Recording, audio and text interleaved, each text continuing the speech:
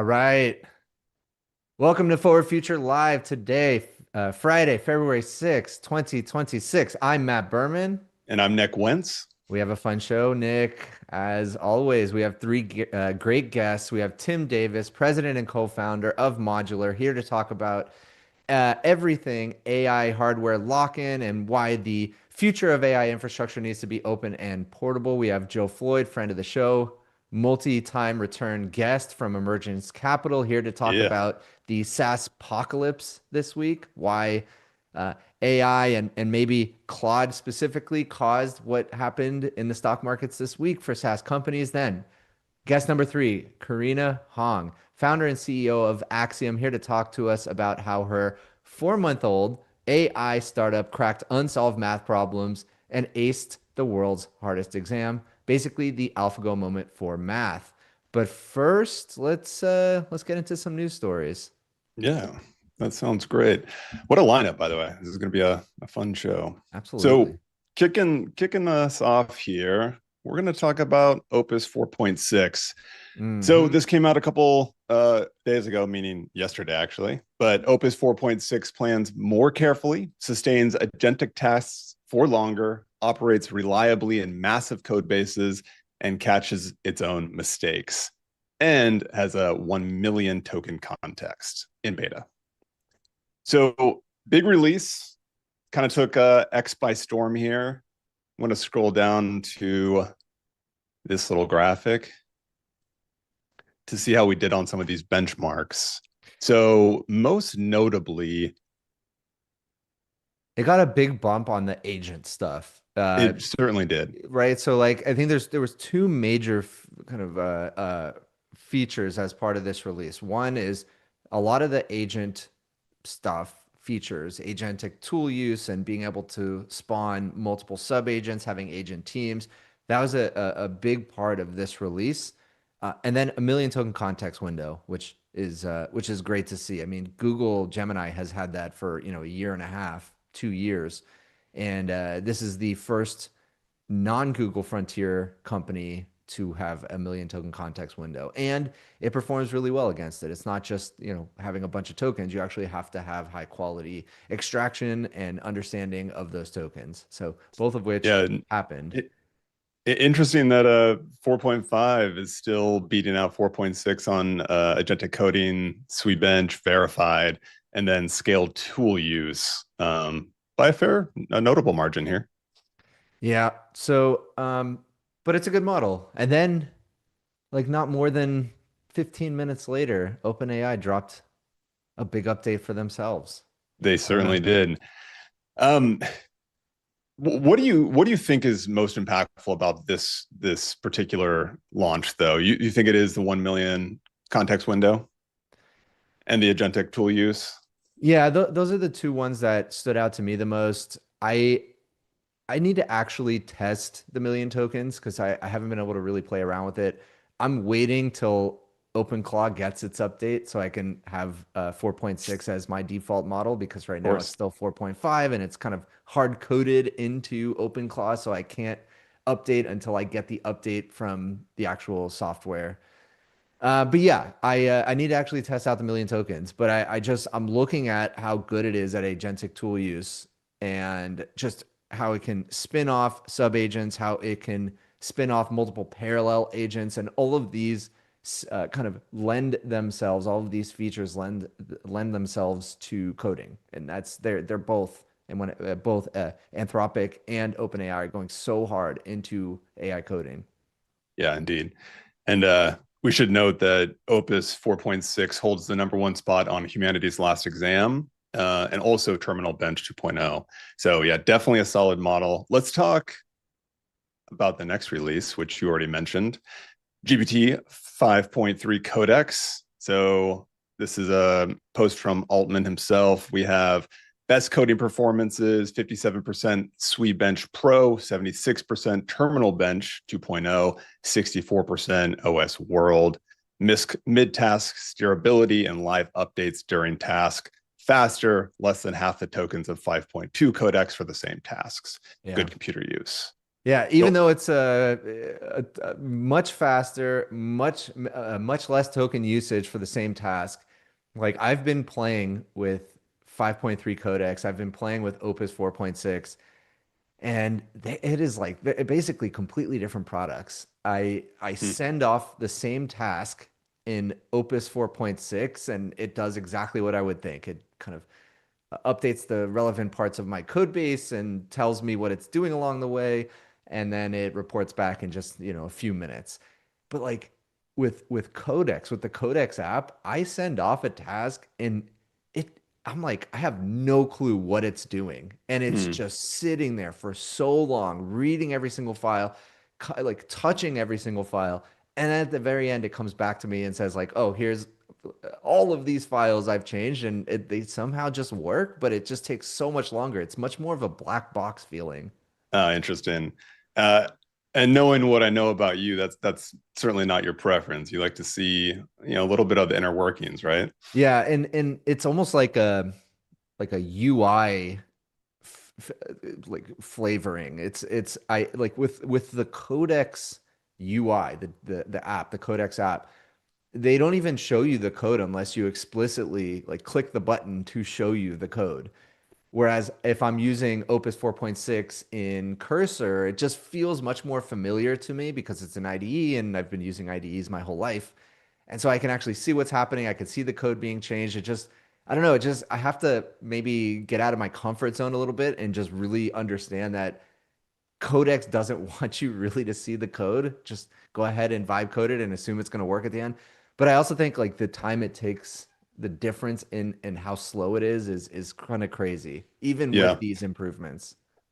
I wonder how much trust factors into that. You kind of want to know the logic, the steps that the model is taking to understand how it gets to a conclusion. But maybe fast forward a couple of years and you just have inherent trust in these systems. And so that doesn't become as important as it is today for you. Yeah. It just with Codex, it touches so many different files for every task. And I'm like, oh, you added 3 lines Right. of code and removed one. And what? I don't even know why that file's remotely related to what the task I gave you was. And yeah, it's weird. So one of the most notable things here, at least to me, let me pull up this blog post. Here we go. So GPT 5.3 Codex is our first model that was Yeah. instrumental in creating itself. Now, this is certainly not self-improving AI like we like to talk about it, where the progress is like AI just constantly improving and iterating on itself 24/7. But it is interesting. It's notable that at least in the early stages of development, that it was, identifying its own bugs, which does accelerate the development process. So that to me stood out. I think that we'll see a lot more of that in releases to come this year. Yeah, I mean this screams to me hints of self-improvement. I know you said it's not, but it's like maybe just starting to be. Yeah. It's still very much human prompted and they're reviewing all of the code, I assume. But ultimately, one day, probably pretty soon, you're going to be able to kick off an agent, a Codex agent, and just say, get us to 5.4. And it doesn't seem like we're that far away. If you remember Meter, METR, Mm-hmm. had their benchmark of how long can an agent confidently run, where it's like a 50% chance of success. And I think we're up to like 6.5 hours right now, which is wild. And it's like a complete like vertical line now in terms of improvement, in terms of how long these systems can autonomously run for. Just like OpenClaw, GitHub stars. Well, Do uh, you do you remember what Peter the analogy he used? I do something about polls. I'm Yeah. forgetting certain details. Uh, so we're going to talk about Anthropic later in the show. The war between Anthropic and OpenAI seems to be heating up a little bit. What do you think? You think OpenAI is going to start slashing prices? Anthropic's Opus 4.6 a little bit more compute heavy, I'd imagine. So can they undercut them? by lowering prices and try to pull some market share? Um, I think the competition is going to help consumers. It's going to help developers. It's gonna be beneficial for all of us, right? I mean, we're talking about two of the most competitive people on the planet, Dario, even though he's much more quiet about it.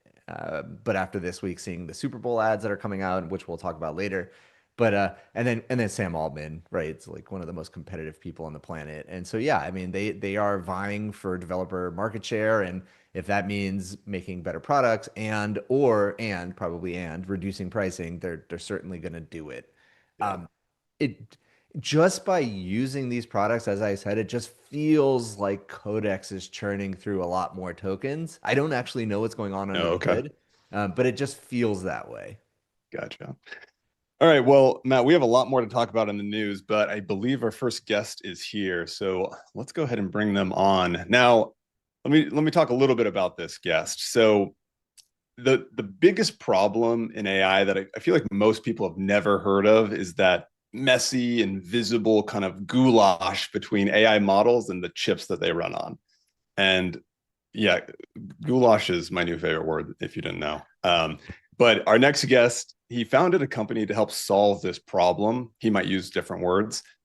Tim Davis, co-founder and president of Modular AI, a company building software layer that removes hardware dependency traps, squeezes more out of performance, and helps AI products actually make money. Tim, welcome to the show. How are you doing? Nick and Matt, thank you for having me. It's great to be on here. Hey, Yeah, good it's a to meet you. pleasure. So I'm hoping that you can do a slightly better job than I did of explaining the problem that you all are solving over there at Modular. Yeah, sure. I mean, really, what we're building is sort of you can think of it as like a hypervisor for compute. And, what does that mean? Really, our goal is to abstract away the hardware and make it seamless for people to be able to execute, AI programs across any type of silicon. Um, I guess in my now almost decade in AI, when you talk to AI engineers, no one says to you when they start, "Oh, I must use this type of hardware." Usually, what it starts with is, someone's building something, they have some accuracy or latency or cost measurement for their application, um, and additionally throughput. And so the idea that the hardware is front and center actually isn't true. And so really what we're doing is saying, hey, look, if we could build software that enables you to scale not only in the data center but also out to the edge, and have a single unified platform, it frees. Really frees any lock-in that you have to any single piece of silicon. And And I Tim, when think I hear the lock-in, I'm hearing CUDA, right? right. Is that like tell us how this relates to competes with CUDA? Yeah, I think we look at ourselves as we want to make hardware more programmable and more accessible, right? And today, NVIDIA has done an incredible job. It has an enormous penetration in the data center. But I think if you look at the market today, we can talk about this later too. Pretty much every hyperscaler at this point is building their own silicon. Google's building TPUs, AWS is building Inferentia. There's AMD silicon out there. There's obviously NVIDIA silicon, and then separately from that, at the edge. You have the Android ecosystem. It's very fragmented on the hardware side. You also obviously have Apple Silicon, and so the idea that as a developer, if you want to be able to say, "Hey, look, I want to execute models not only on NVIDIA, to your point, Matt, with CUDA, but also on other types of silicon. How can I do that easily?" And today, that requires an enormous amount of rewriting to do it. And so, what our infrastructure essentially enables you to do is to execute very large models, DeepSeek and all the other models that you hear about. And we've essentially built an abstraction layer so you can easily go from NVIDIA to AMD to Google TPUs and others. And that's really the vision behind the platform. And who is buying this? Or is it typically the frontier model companies? Is it the anybody who's doing training, RL? Like who's buying your software? Yeah, today it's really today we're inference focused. So we tend to work with sophisticated companies, and certainly even at my time at Google, typically how it works is Google obviously made an early bet on TPUs, so they saw the future. But really, most people start by saying, "Hey, look, I want to build something." They take a model, they go up to the cloud, they build cloud infrastructure, and then very quickly they realize, "Wow, this is expensive." Um, It's expensive to run inference. Inference essentially, the old saying we used to have at Google was training scales to the size of your research team, but inference scales to the size of your user base. And so very quickly, as you start to scale, you realize GPUs and particularly the green giants GPUs are expensive. And if you can essentially begin to look at more options, just like we saw with like the multi-cloud movement, no one wants to say that they're locked to any single cloud. We're still very early in sort of the AI super cycle. And so I think the way we think about it is, hey, look, there's one incredible provider today. There is absolutely going to be a proliferation of hardware. It's already happening. And so the customers that we work with and the large scale enterprises that we work with already see that too. And they don't want to be locked to one platform. We want our software to be incredible on NVIDIA's silicon, but we also want it to be incredible on other types too, so that essentially people can move across it. So today, if you think about who is our target customer, who does this resonate with? Very sophisticated AI labs, definitely. All the Gen AI startups who are pushing the frontier of very large scale deployments. And so that's sort of who are really rolling out our software today. And then over time, our goal is obviously to make it much more accessible. I think all the AI coding infrastructure makes that even easier today than it ever has. And so, yeah, that's how you should think about who uses us. Gotcha. So what does the team look like today? I know you all raised a round recently. Where are you located? Where are you building this company? Walk us through that a little bit. Yeah, so I'm actually Australian, but I've been living in California now for 15 years. My co-founder and I, Chris Latner, he is an incredible engineer. He built LLVM. He wrote the Swift programming language at Apple. We met together at Google, where we'd been working on AI infrastructure back in 2017. So the company is based out of California. Most of the employees are across the United States. We do have some folks in Europe as well. And so, yeah, we're a somewhat distributed team, but also we do have a big presence in California. And there's a lot of excitement around this opportunity to essentially enable, the vision of the future of super intelligence isn't going to exist just in a data center. It's absolutely going to go out to the edge. I actually helped, co-create and found a lot of the edge infrastructure when I was at Google back in 2016, 2017. And so, we're only just beginning to realize this vision. I think I watched your episode on OpenClaw, and these were discussions we were having way back in 2016, 2017. As our intelligence becomes cheaper, what does it mean for the world? What does it mean for access to AI? So, Tim, I very much agree, and I've been talking about this for a while, that it seems like a lot of the compute, or at least portions of the compute stack, are going to be pushed out to the edge. I want to talk a little bit more about that, why you believe that, which parts of let's just say a general consumer like myself of AI, which parts of my usage are going to be needing a cloud inference versus something I can run on a local device. Yeah, I mean, when we created a piece of infrastructure called TensorFlow Lite back at Google, the thesis was, look, we need low latency, privacy sensitive AI that's capable of running where you are, right? It will always be more, just because you feed these models a significant amount of data. If you can do that where you are always, they can become more relevant, they can become more context aware, they can become more personalized to you. So that was the thesis back then. This led to essentially Google Translate and a lot of the translation related use cases that happen on device. You saw that with the evolution of things like Waymo, and obviously the autonomous car movement. You can't go to the server if you're flying down a freeway at 60 miles an hour, and be like, oh, just wait for the 3-second response rate, right? You need it to be instant. Yeah. And so what we've seen, and it's incredible to me and exciting that that a solo developer in Austria was able to ship something that Apple hasn't been able to achieve in 15 years, frankly. And essentially create a personalized employee on your local machine. And I think what's exciting about it is, we essentially started to create, these very intelligent models. I think increasingly they are being distilled down into smaller artifacts that are becoming more intelligent. And I think that will only continue to proliferate. But then we gave it access to tools, and we gave it access to data sources and services, and then it can just write its own software. And so, to me, it really validates this sort of digital human emulator thesis where an agent can operate your computer, it can operate messages, it can operate the browser. It's not really a chatbot; it acts more as a personal assistant. Yeah, And so I but think, Tim, yeah, sure. in the OpenClaw example, like I have Mhm. OpenClaw running on a machine right next to me, Sure. but the inference is still being piped out Yeah. to Anthropic or OpenAI. And I want to, just to be clear, I really want to run these models locally that are capable enough to do a lot of the workloads I have in mind, but they're not there yet. So Sure. even though it is running locally, it is still putting the inference off to the cloud. Talk a little bit about that.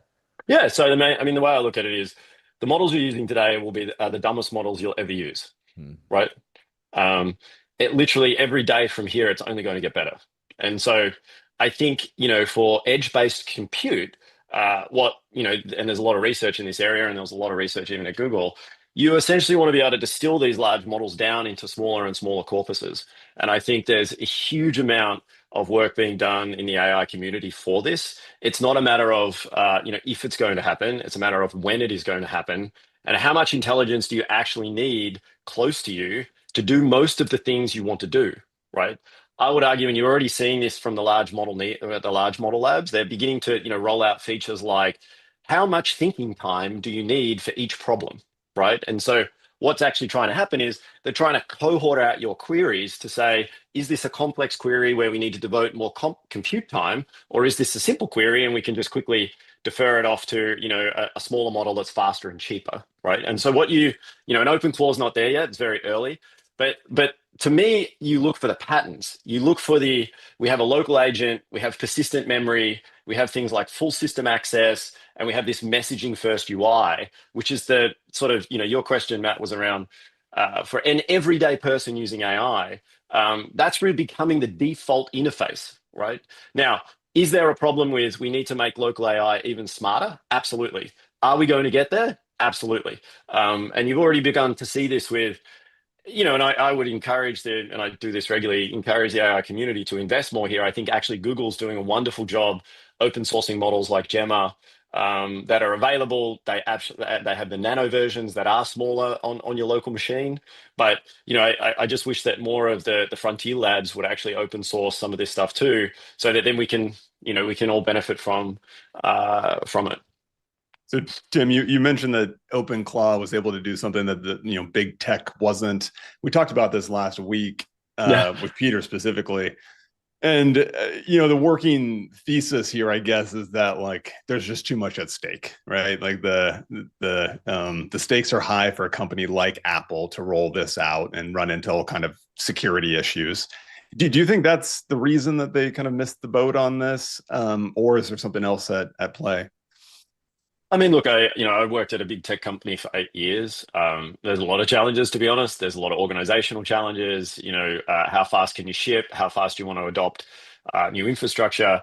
There's always a thesis of should we build this ourselves or do we let the broader community, do this stuff? I think security has always been, and I don't have any Apple connection, but as a consumer of their products, which are wonderful, security has always been very top of mind for Apple, right? Like they've always resisted ads, they have always resisted mining your data, and so as a result, for them, I can certainly see, why there's been challenges.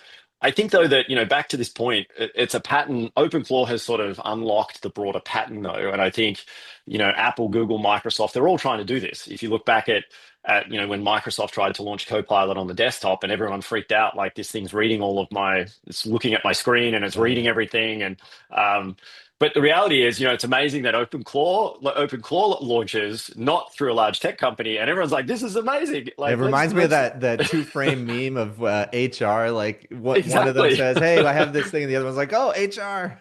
Exactly. And so, like, the big tech companies do it, and they are under obviously a lot of pressure. They have, enormous user bases. But it's wonderful to see how quickly, an open community was able to jump on top of it. And so, is open clause sort of the going to be the winner? Maybe not. I'm not sure. But it's a wonderful template for how fast people have been able to see what AI can do for them in a very quick way. And so, these sort of rapid product evolutions are, to your point, Matt, what get people excited about asking more of the question you're asking about, which is like, well, why isn't local models better on our machines? And then all of a sudden there's, you supercharge the development community around the world to start saying, we want that to happen. Let's go all and invest in making that happen, right? And so that's very much how I see it. I think people will always want the best model. I think it's hilarious to me when you go and talk to developers in enterprises, and the model labs release all these different model versions, but everyone just defaults to the most powerful model, even if you don't need it. And that's because fundamentally, I think most folk today have been, I think this is an interesting user experience pattern. People have been defaulted through the evolution of these model releases to always think that the higher the number, the better the model. So therefore, I should always use it.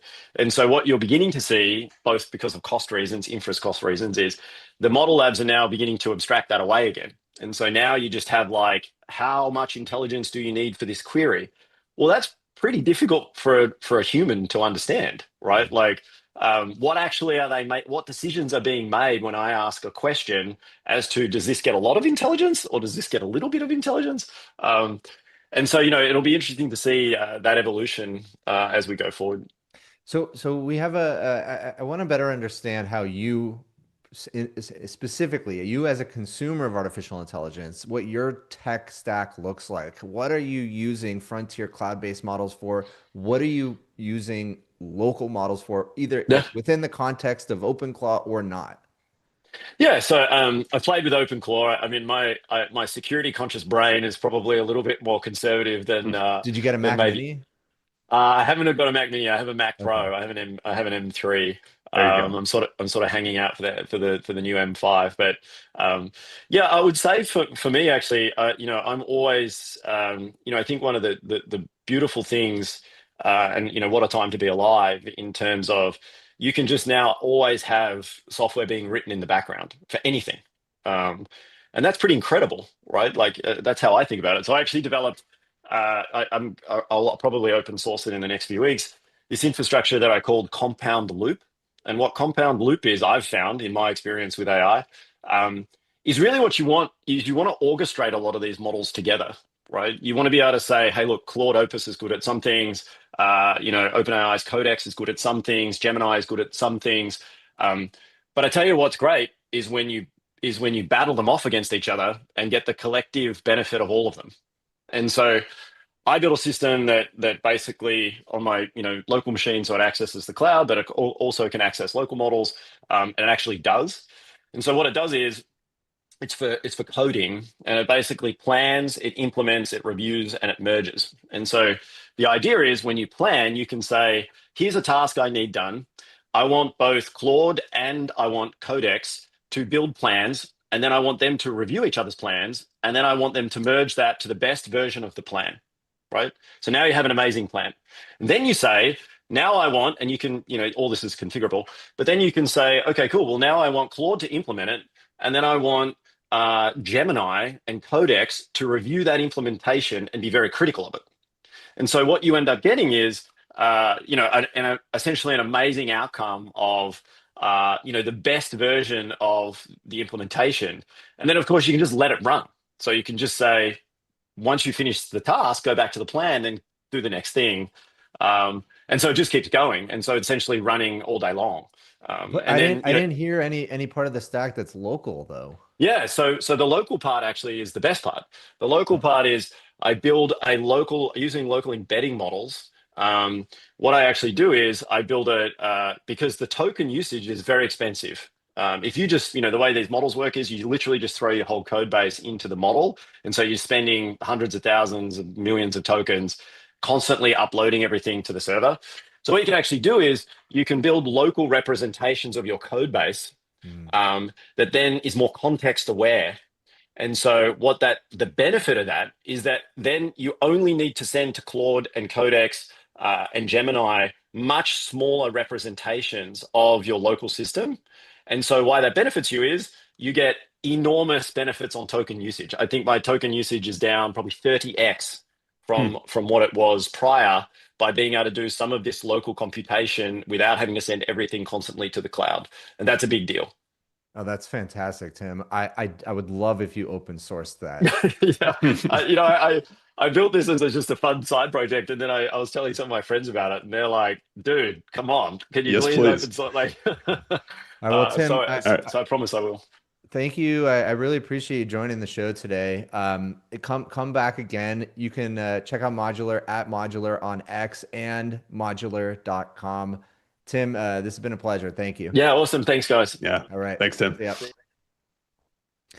Yeah, I'm like really trying to figure out how to do more things locally. And I think the embeddings part, I've been experimenting with that. That's definitely something that I'm really looking to push to the edge. And more, I do believe these local models are going to continue to get better, faster, smaller, and you're almost going to have like a bunch of small local models doing very pointed tasks. And that's really what I'm excited about. I think it's so inspiring to see all these people building now. It just feels like Yeah. there's a proliferation of builders out there. I mean, even on our team, Jonah spitting up software internally, you building a CRM for yourself. I mean, all this stuff has just become so accessible, and it's really just the beginning of it.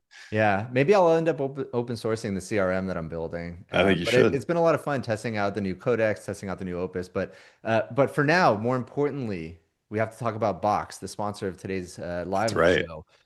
Enterprises have huge amounts of super valuable data basically locked away inside documents and PDFs and other unstructured content, and most teams rely on slow manual workflows to get at it. And legacy extraction tools help a little bit, but they're expensive, they're hard to scale, and mostly just pull raw text without understanding what matters. But Nick, of course, we use Box Extract, and Box Extract changes that. It's an agentic solution from Box that securely pulls structured, high-value data from enterprise content at scale. We load up all of our documents inside Box. You It's know what? powered. Sorry to interject here in the Please. middle of your read, but it's funny because early last year, we were all lamenting that we couldn't pull up certain things in our cloud storage, right? Trying to find a certain video that we recorded and published, trying to find a certain article that we had shared with each other, and then Box Extract comes around and it's like, oh yeah, that's exactly the solution to this hugely painful thing. Yeah. And the best part is the day that a new model drops, a new frontier model, Box already had early access, already ran their own benchmarks against it, already implemented it in their system, and it just works. So they have all the leading models from Google, Anthropic, OpenAI, and more. And so instead of just extracting text, Box Extract understands document structure and meaning. The result is faster workflow automation, better content discovery, and quicker, more confident decision making. We use Box. We love Box. And this is actually a tool that helps us. And it really does move our business forward. So check it out. Link down below if you want to see how Box Extract works. And you can use it with Opus 4.6, which just came out. They ran their own benchmarks. Go check them out. We love Box. Link in the description. Awesome. Time for our next guest, Matt. Yes, sir.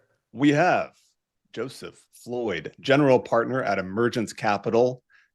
Really one of the most influential venture firms and enterprise SaaS, backing companies like ZoomInfo, Box, Salesforce, Zenbird, the list goes on and on, Zoom. Joseph, welcome back to the show. Hey guys, awesome to be here. Hey, Joe. I guess I should back. call you Joe, right?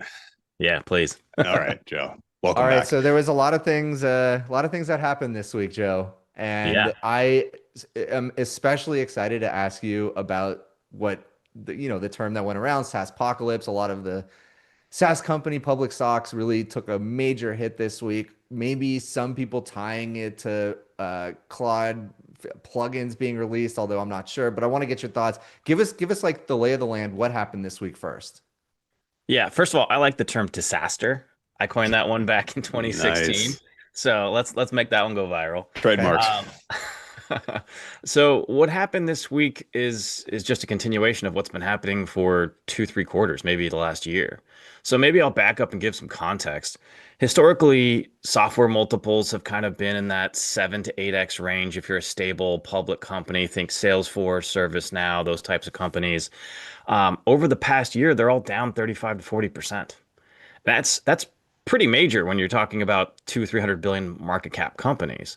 So what if you break it down, they're still hitting their revenue targets. They're still hitting their net income targets.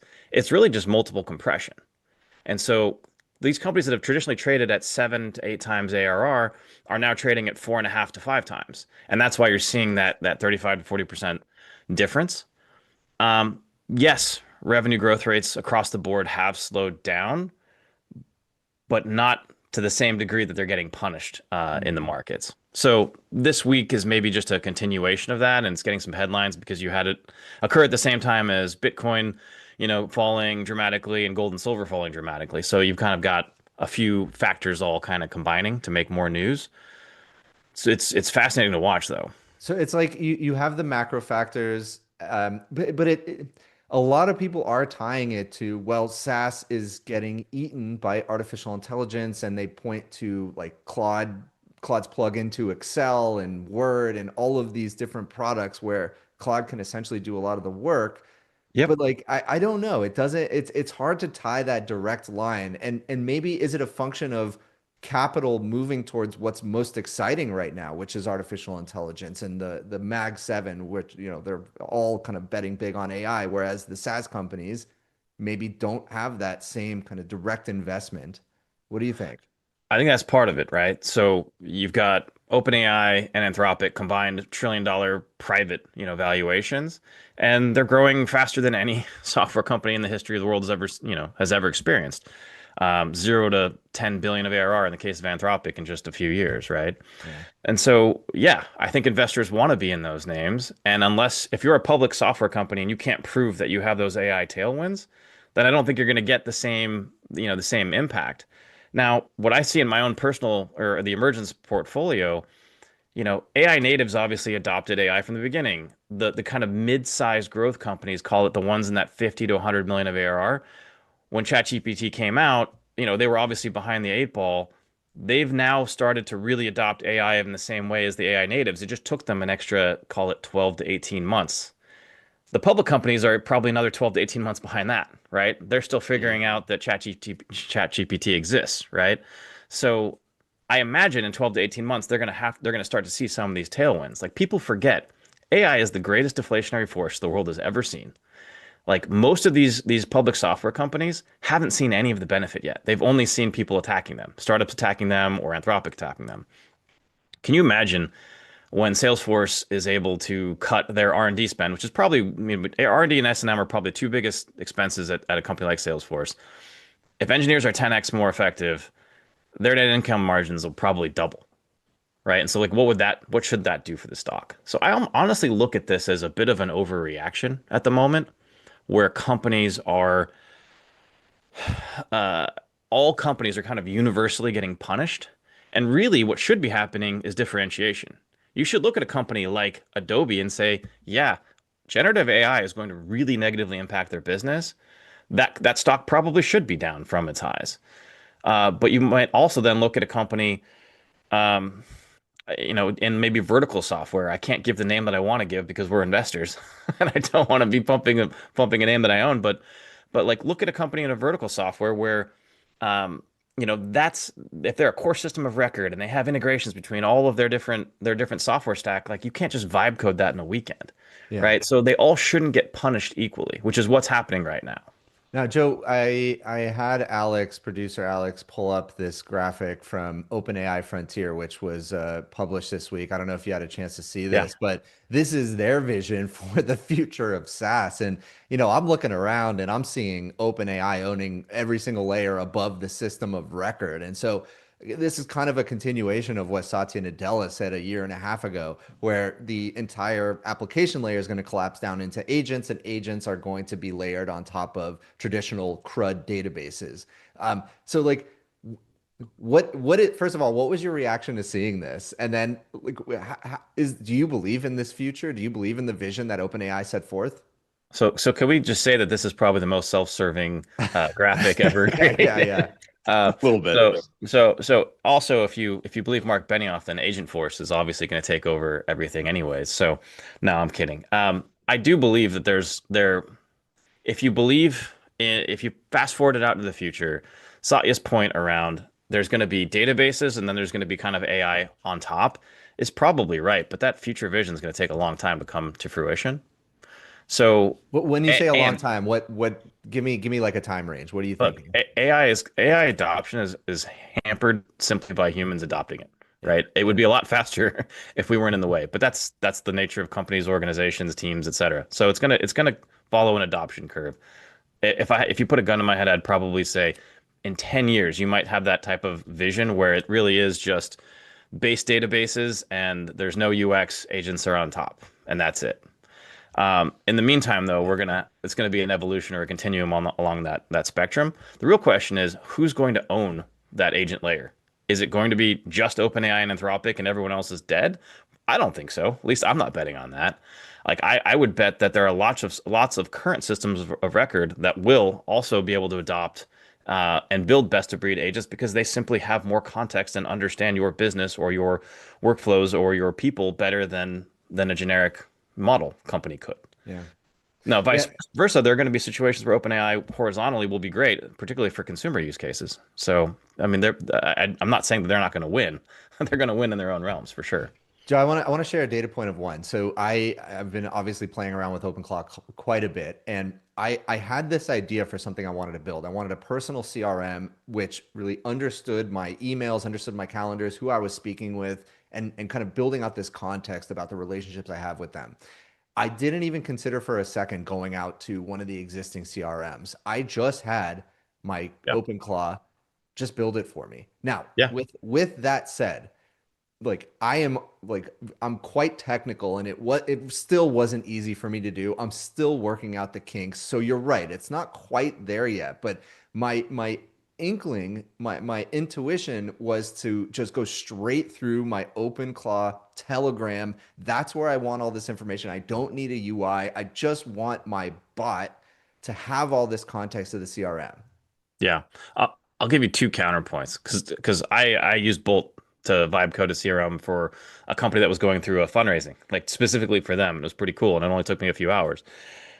If you're doing like a one-off use case like that and it's very personal, fantastic. Like that's what vibe coding is actually perfect for. If you're an organization, it's really tough because number one, thousands, tens of thousands of sales reps within companies are trained to use that one specific system. You lose all of that if you vibe coded your own. Number two, you lose all the security and compliance. And will eventually AI get to the point where that gets put in? Maybe. But I know of a company, I'm not going to say the name, where they tried to replace Lattice, which is a HR performance review system, with a vibe coded thing that one of their devs put together. Guess what happened? One little thing was wrong.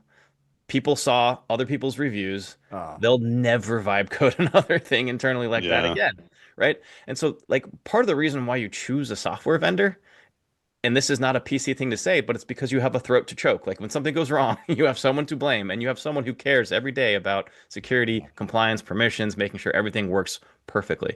So again, like, Accountability. Yeah. yeah, you want to do a personal CRM, go for it. The only person that's going to get mad is you.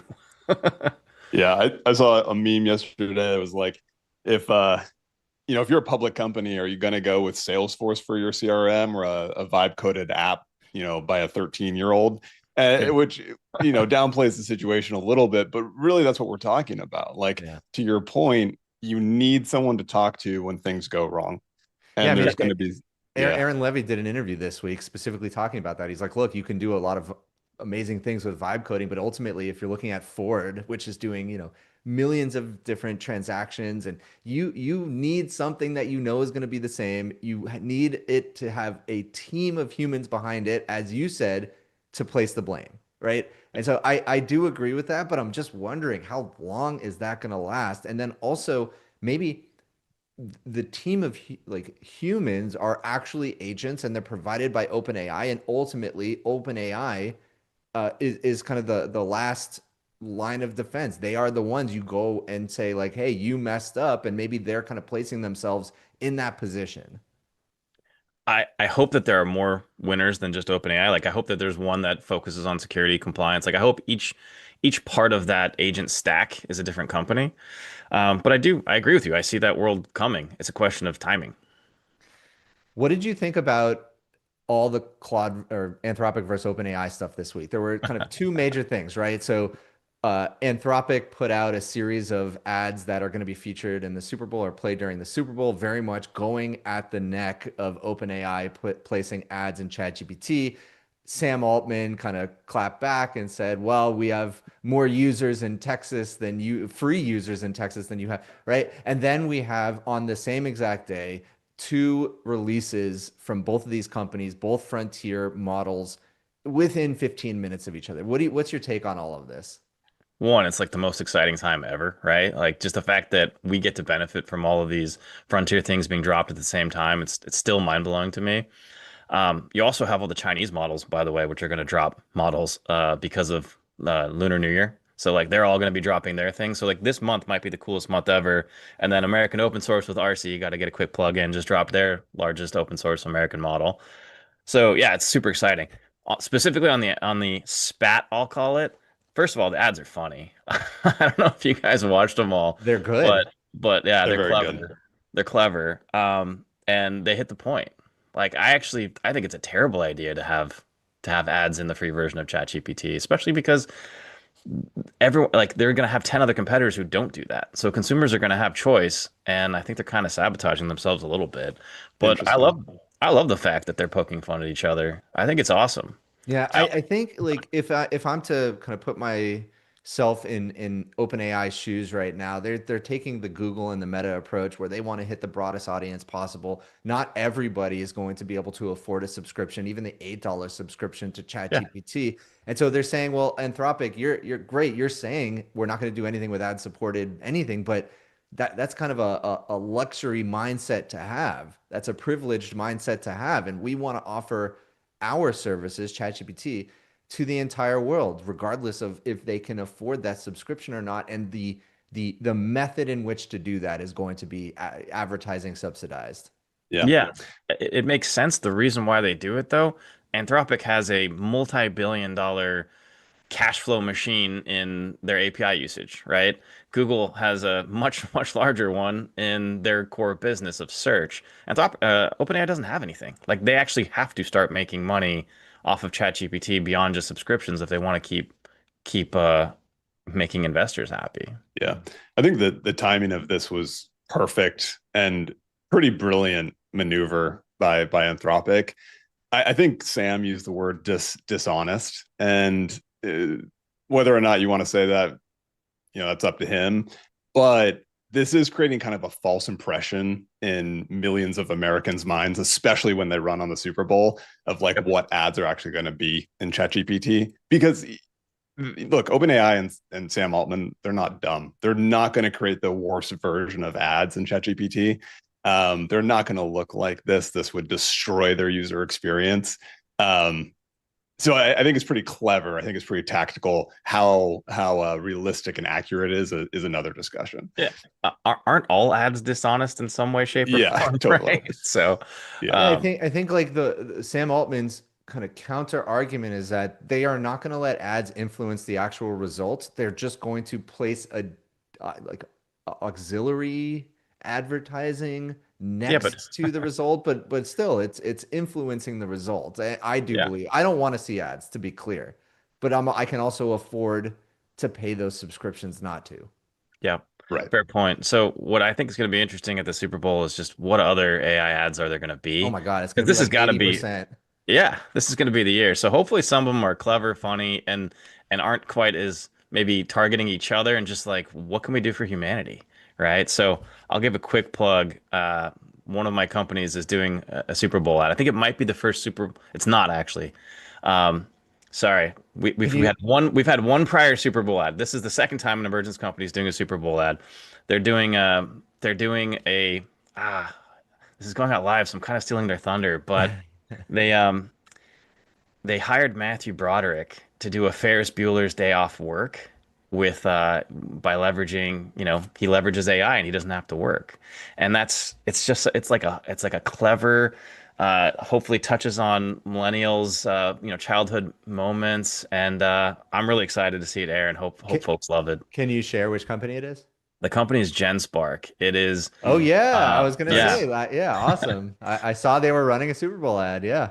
Yeah, they're obviously head to head with Anthropic's co-work, and we are super excited for the world to see the company for the first time. Yeah, I need to test out GenSpark more than I have. Please do. Yeah, absolutely. Let's Um, uh let's talk about one of your other investments. This news just broke recently. Bedrock Robotics. Walk us through that play. Yeah, Bedrock is super cool. It's my partner Jake led that investment. It is basically Waymo for heavy construction equipment. So imagine self-driving excavators going around a construction site or dump trucks, lining up and without drivers. And the advantage right now is you can run them 24/7. So instead of having one shift that only uses the heavy equipment during the day, they can run at night. And this is pretty big because um, a lot of the cost is in renting this equipment. And if you're only getting one third utilization, that's that's a lot of extra cost that you're kind of going to waste. So the company has a bright future. We've actually seen them, live in production working, and they're using existing Caterpillar equipment. They're using existing drivers to train on, and it's really fascinating to watch. what's the reason that they wouldn't, like a construction company wouldn't just have three shifts of humans? So in other countries they do, but in America we really don't. And that I maybe it's just kind of the culture or whatnot. But you could, you absolutely could. I think what they're also proving though is you have, uh, in theory, like the automated versions have incredible safety records because Yeah. they have cameras everywhere. There's kind of less liability, and then just the fact that they will keep working 24/7. Yeah, and then I think also there's a this notion of if there are multiple heavy machines all working in unison and coordinating with each other, that's even going to increase safety even further. Yeah, in particular, it's like the excavator can scoop up the dirt, put it in the dump truck. As soon as that dump truck's full, the next one lines up, and it kind of just keeps everything kind of in sync. Yeah, and I think you're right. The combination of all their cameras in conjunction can be a little bit safer as well. Yeah. Yeah. So as a firm that's kind of built its reputation on cloud enterprise, it looks like you're going through a little bit of a transition. How are you thinking, just like holistically about the landscape? Like how are you thinking about placing these bets? It's a great question. Truthfully, I wouldn't even say it's a transition. Like I think the transition's happened. Yeah. I go on the record all the time saying software is dead. Like we have to completely burn the bridges and say that we are. Actually, I think the phrase is burn the boats. So we have to burn the boats. Burn it all down. Yeah, burn everything. I'm Yeah. denarius. Um, and and it really is about investing in this AI future. And part of that means we have to open our scope to things that we wouldn't have traditionally considered. Something like Bedrock that uses hardware. Something like physical intelligence, which is building a foundation model for robotics. Like these types of investments wouldn't have been Emergence's sweet spot 10 years ago. But the traditional software model is simply dead. You can't ever hope to hire hundreds of sales reps and sell traditional software and grow 40% a year for 10 years. Like that model simply won't work anymore. Yeah. Are you seeing more hardware companies come and pitch you? It just seems like we're as let's say software gets quote unquote solved, we're going to actually need more and more hardware. And I know Elon just talked about how difficult hardware is, and as software gets solved, people are going to try more and more hardware plays. But are you seeing that? Yeah, we are definitely getting pitched more hardware. We're getting pitched more biotech. I just think that AI is going to impact all of these different areas. And so the fun part for us is to think, how can we bring what we know about business models, what we know about AI to different different industries and different kind of modalities. If you think about hardware and biotech being things that we traditionally never would have looked at. Joe, thank you so much for joining us again. Really appreciate it. As always, come on back whenever. Check them out on X at the Joe Floyd, at Emergence Cap, and mcap.com. If you are a fantastic founder, go pitch Joe. Go tell him what you're building. Thanks, guys. All right, Joe. Thanks, Joe. See ya. Forgot to ask when poker night is. All right, hold on. We fixing our screens right now. Joe's just frozen there looking at us. There we go. We can get away with anything now. All right. Well, let's talk about a couple more stories. Actually, for those who haven't seen these Anthropic ads, I wouldn't mind showing one. They are highly entertaining. Alex, Yeah, can you pull one of those up? I'll create a plan that focuses on aesthetic strength training. But confidence isn't just built in the gym. Can you Try pause Step for just a Boost Max, second? the insoles that add one This is vertical like- inch of height. I mean, did they intentionally get actors that just kind of look slightly off? Not like fully off, but if you've seen the series of these 4 ads, every single one of the actors that are meant to play ChatGPT, they all look slightly off. Right? Matt, Just that's like what you call uncanny method valley acting. feeling. You have to embrace the LLM. I know, and it's just a right amount of pause too, right? Just before they give you the answer. All right, Alex, go ahead, play, please.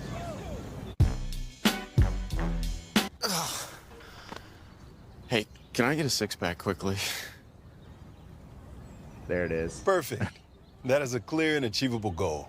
Would you like me to tailor a personalized workout plan? Yes. So helpful. Perfect. Let me personalize this for you. Let's start with your age, weight, and height. Whenever you're ready. 5'7", 23 years old, 140 pounds. Got it. I'll create a plan that focuses on aesthetic strength training. But confidence isn't just built in the gym. Try The Step tone of Boost the Max, voice the changes. insoles that add one vertical inch of height and help short Perfect. kings stand tall. What? Use code HeightMaxing10 for big discounts. Oh, and of course they use the incredible Dr. Dre beat from Yeah. What's the Difference? It's so good. But yeah, it's so subtle how they did it. First, obviously, very subtly kind of uncanny valley actor. And then also when the ad actually starts, right? The voice changes just so subtly, and it's so effective. They really do It's true or encapsulate. not.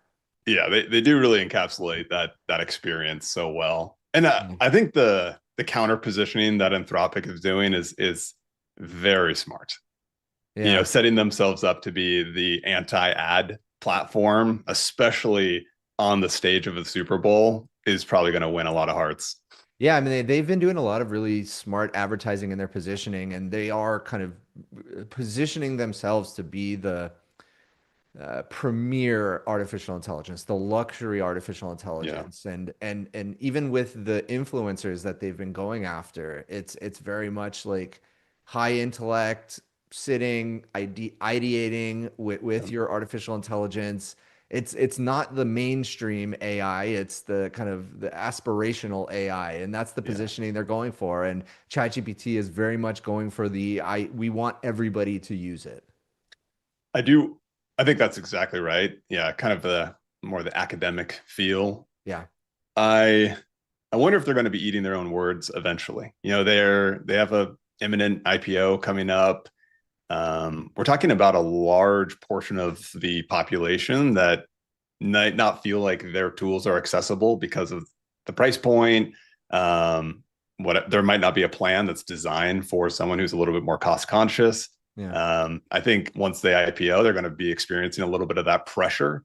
But So we'll the see how this interesting plays thing out. also, Nick, if you think about it, Anthropic is very much known for focusing almost entirely on enterprise. And so these ads are tailored for consumer. Oh, Like, 100%. they're going after the consumer audience, but they really don't have much market share on the consumer side. So it's almost like they're doing this mental positioning to influence potential enterprise buyers, but doing so through the lens of a consumer play. It's very interesting. Yeah, that's a good point. I hadn't thought about that. I don't actually know a lot of people that use individuals that use Claude. I certainly know of a couple who prefer it, but a lot of folks are either developers or working at those bigger companies.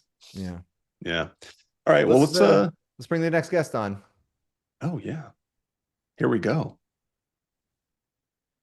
Oh, let me introduce We're gonna give you a this quick guest intro, Karina. before we bring her on.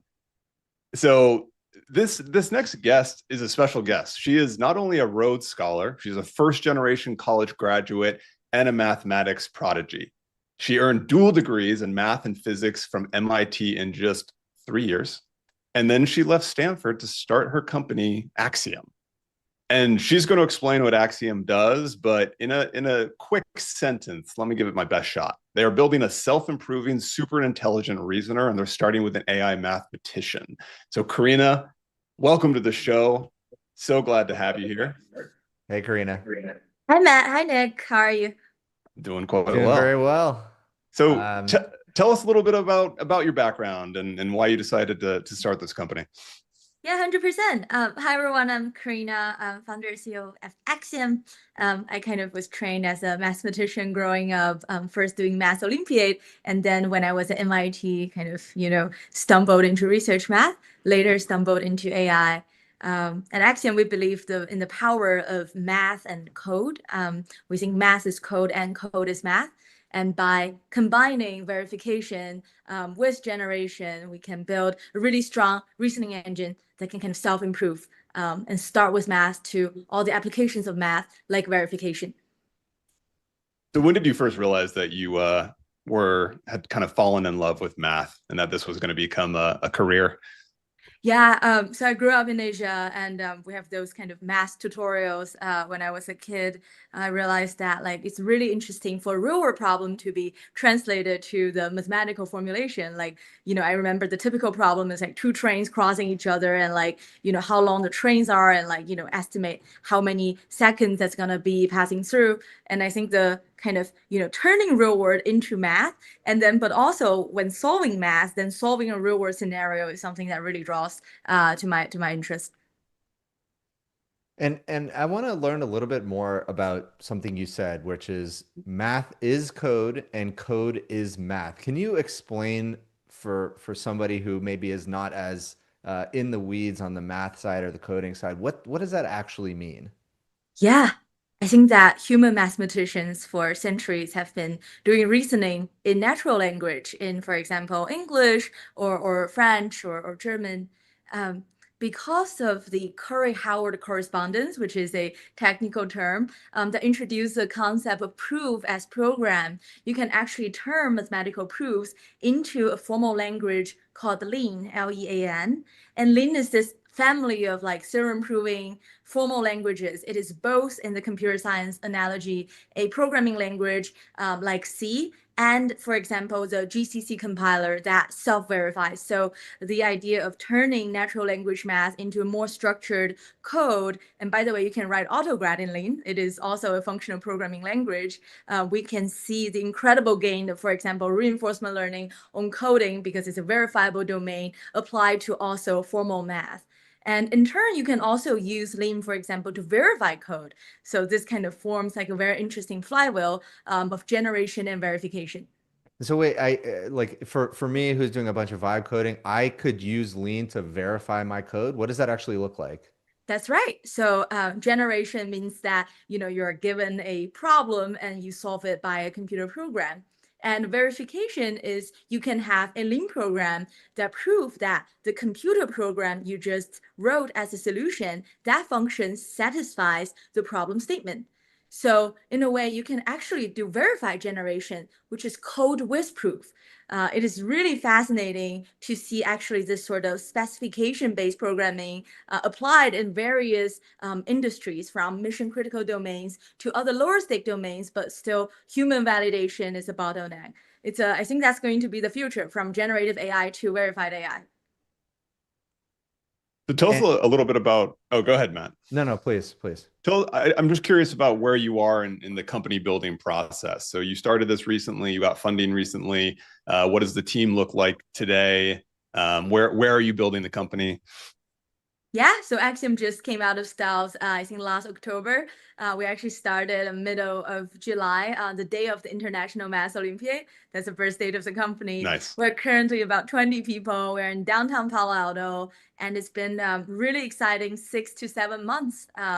In the short period of time where we're kind of seeing a lot of other players starting years before us. I think kind of Google started exploring this in 2016, and DeepMind, then kind of started the focus effort in 2021, and other kind of incumbent competitors 2 years before us. And we're just, this underdog, a really small group trying to catch up. But I mean, last December in the hardest real world math test, the Putnam exam, that the median score is usually 0, and there has only been 5 humans ever getting a perfect score. Axiom Prover, we actually got a perfect score, the 6th perfect score in humanities history on Putnam exam. Incredible. Yeah. What do you attribute that to? How are you able to make so much progress in so little time? It's a really, really hard problem, which is, both bad news and good news. Talents love hard problems. They're really excited by this stubborn technical challenge. So Lean, for example, has a data scarcity problem. The amount of Lean data online in tokens count is probably 100,000 times smaller than, say, the token count of Python. So if you are trying to do AI in a domain with not much data, that's the difficult co-star problem. There are a lot of other challenges, such as Lean itself has various engineering kind of bottlenecks. But this really attracts kind of a mission-aligned small startup team to try to attack it. Yeah, I've read that you have attracted some very senior tenured mathematicians from universities. And is that how you're able to do that? How you're able to pull people away just because the problem is so difficult and so meaty? Yeah, we're really excited to have really strong mathematicians like Professor Ken Ono, who I think kind of stepped down from his vice provost role at the University of Virginia to join a Palo Alto startup. I know Ken for about 5 years. I know him since college freshman year. I was actually put on the wait list of his very prestigious summer research program because I couldn't get in. He's such a big deal, and he has mentored so many great young mathematicians. I think he is obviously very much aligned with the mission of making mathematical breakthroughs and discoveries. And there are a lot of other amazing machine learning talents that we have, mostly coming from one of the big tech frontier lab places. They're also very drawn to the problem. And they're also excited, I think, about the interdisciplinary kind of working with mathematicians and working with people who are in code generation and also AI, these kind of 3 fields coming together. And Karina, as somebody who's kind of on the consumer side of artificial intelligence, how does the work you're doing translate into practical applications, something that maybe our viewers will actually see and use day to day? Yeah, 100%. So I think that people are kind of seeing that the coding capability has increased dramatically in the last year, at least. It really has changed a lot of professionals' life.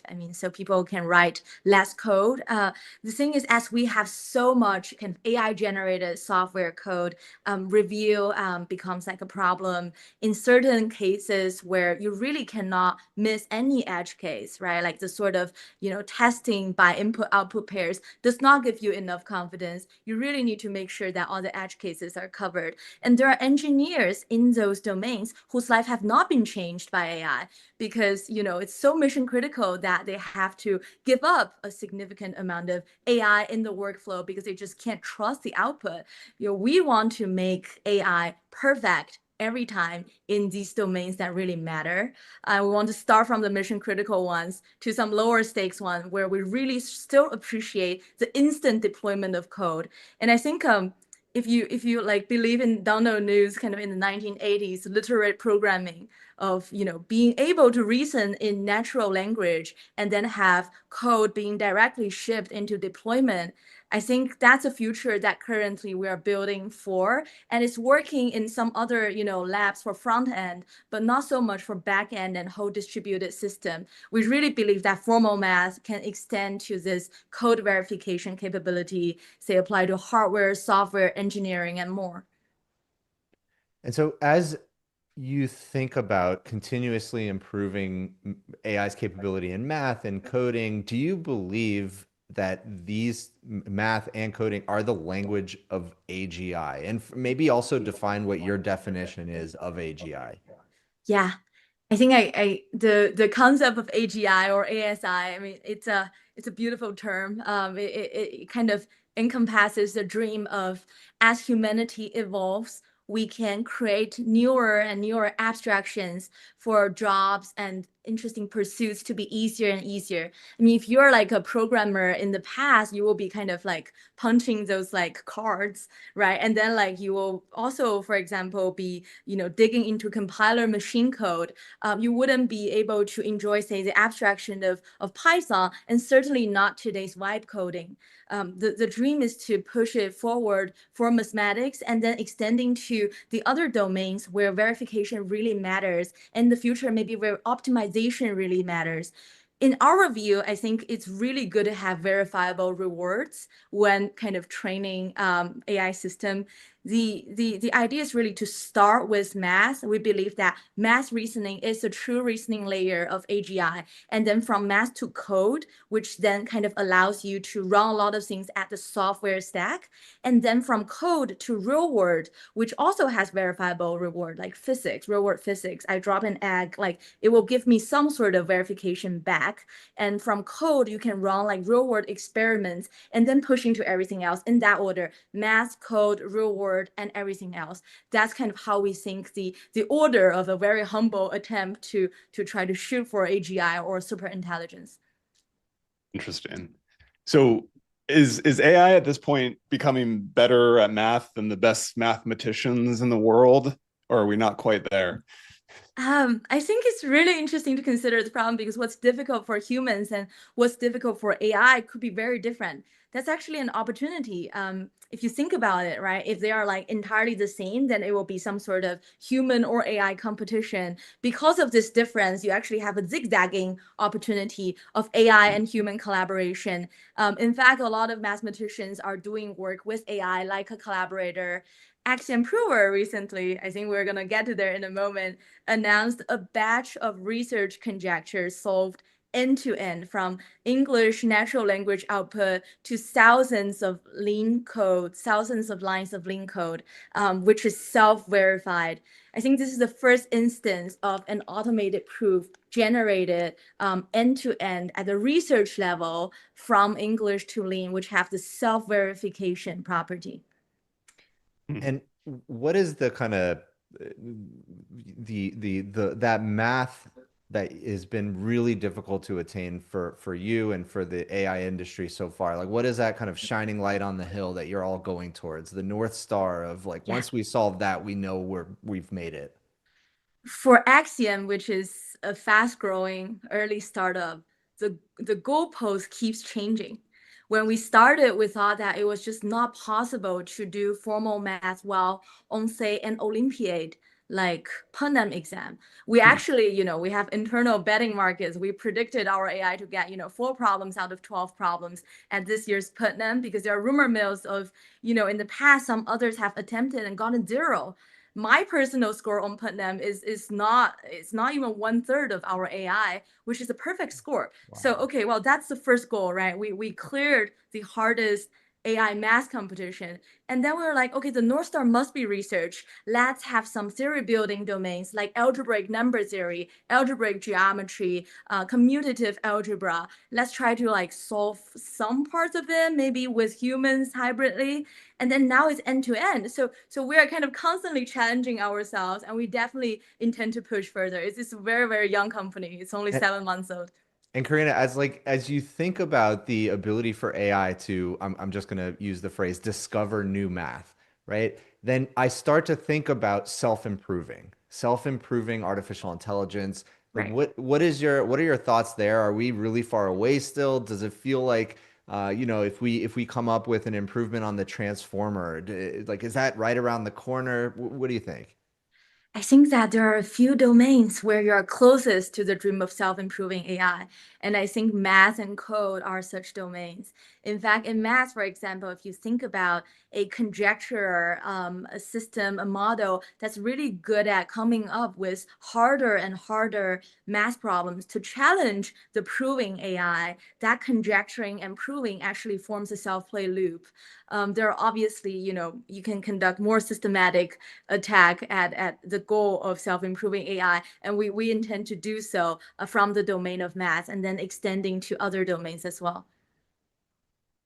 This is quite a dilemma. Historically, companies would be working at a problem or working towards a North Star for 5 years, 10 years. Like this was a long-term pursuit, right? And you're talking about being several months old and already adjusting course. It's a very interesting phenomenon. How do you keep the team focused when the goalpost is changing so often? Is it just about addressing that next largest problem? Right. Goalpost is changing, but it's one straight line. We just go deeper and deeper. So we kind of want to push on the core technology. The company's DNA is math. That's not changing. On this line, on this journey, we will see a few, best first, best second markets, and we fully intend to build out like go-to-market engine with applied subject matter experts to tackle those problems as well. But the core capability, and that's our deep technical mode, we fully plan to kind of deepen it. I also think it's kind of I would say that's Axiom speed. It actually takes other team 2 years and 2 years and a half to get to say the IMO, and it took us like half a year. So we really need to raise the standard even higher for ourselves. What else can we do? And just build a larger team, have more resources, and try to attack some of these applied problems that also will, I think, revolutionize a lot of those industries. And that's very, very exciting to see beyond these pure mathematics breakthroughs. And how are you thinking about commercializing what you're building? Yeah, I think we really think that verification is a good first market. We have seen, for example, the problem of verification being challenging for engineers in hardware and software. We have actually seen other big companies spending 3 years, 5 years trying to formalize some part of their product in their improving code. I think famously hundreds and thousands of their improving code by some human formal verification experts. That's very, very hard to scale. And I think the timeline can also be compressed. For these engineers, their life have not been fully changed by the power of generative AI. We need verified generation to attack those kind of use cases as well. Who is actually buying Axiom? Axiom is in terms of Axiom's technology. Your product, yes. Not the company. Right. It's too very early to think about that. I think Eventually. that, for example, large enterprises that are working on problems, especially serving customers that need provable guarantee. Specifically, for example, there are code verification problems in the chip industry. There are code verification problems in like large enterprise software. And there are like also code verification problems, if you think about it, in say certain engineering domains, even civil engineering. There are a lot of them, and also other mission critical domains as well. We've been hearing more and more use cases in cryptography. We have been hearing more and more use cases from say legacy code, migration, code update. We have seen a lot of these customers coming to us saying that, hey, this wasn't possible before, but because of the formal math, it is now possible, and we truly want to explore that. Yeah, I think you said it right. Mission critical use cases, especially those in which a single mistake is going to be catastrophic. Yeah. Maybe insurance, anything in the health world, Right. anything where there's human lives at stake. That is where you're seeing the most adoption. Right. I think there And are both value in kind of really catching these catastrophic, if overlooked edge cases, and also value in trusting that all the edge cases are covered, because that currently blocks generative AI deployment. yeah. You Karina, go Yeah. ahead. Yeah, just one other question. There's been a lot in the news recently about world models, especially in the last 6 months. I'm curious, does math help us get closer to a world where we're creating true world models, or is that a separate problem? I think that the kind of ideas coming from the word model literature are very kind of inspiring to us as well. We do have part of the team at Axiom that were part of the code word model, 32 billion parameters model when they were at Meta. So we have that team working here. We have people exploring kind of like a mass word model by kind of training on graphs. That's kind of the AI for mathematical discovery branch at Axiom that's different from the formal theorem proving. We use a lot of these ideas and we think that math is just a sandbox for reality. If you want to build a word model, actually math is a really good domain to start as well. Awesome. Well, Great. Karina, I want to thank you so much for joining us today. I know you have a heart out, so check her out at Karina L. Hong on X, at Axiom Math AI, and AxiomMath.ai. Karina, thanks for all your great work, and definitely gonna keep an eye. Thanks so much. Check out our Right. recent papers. See you. Thank you, Karina. Thank See ya. you. All right. It was fun. A lot of people are focusing on math these days. We just had Tutor from Harmonic on the show. Yeah. Yeah, it's so We forgot to interesting. talk to her about that, actually. Yeah, well, we'll have to have her on again next Have to have, time just yep. because I know she had a pretty hard out right now. But yeah, it is interesting, and I think everybody is kind of surprised every time like one of the AI models gets gold at IMO or the AirDosh problem. It just gets like a handful of them get solved in a 2 week period, and now we have formal proofs for a lot of this. It's very exciting because all of this, as I brought up, it really does feel like the path towards self-improving AI. Yeah. As Joe said, this is going to be an exciting year in AI. And there's a lot of reasons for that. It feels like the pace is picking up. It feels like all these models are getting more sophisticated. It feels like we're starting to get close to a point where there is self-improvement. It's going to be a good year. Yeah. Well, that's our show for today. A bit shorter, but we had some great guests. I want to thank our guest, Tim Davis, president and co-founder of Modular, Joe Floyd, general partner at Emergence, and Karina Hong, founder and CEO of Axiom. Nick, as always, thank you for co-hosting with me. Thank you, Matt. Thanks everybody for watching. Don't forget to follow us on Twitter at Forward Future. Check out our newsletter, forwardfuture.ai, and we will see you next week.